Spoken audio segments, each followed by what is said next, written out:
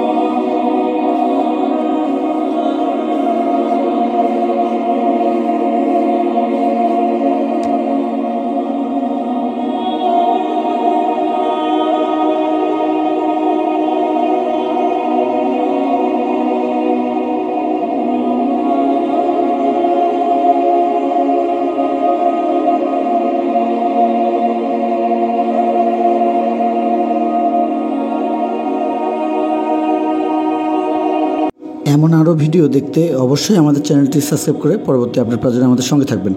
যারা পূর্বে আমাদের চ্যানেলটির সঙ্গে ছিলেন সকলকে জানাচ্ছি অসংখ্য ধন্যবাদ আমাদের পাশে থাকার জন্য। তো আজকে এই পর্যন্তই, সকলের সুস্বাস্থ্য কামনা করে আজকের মতো শেষ করছি। খোদা হাফেজ।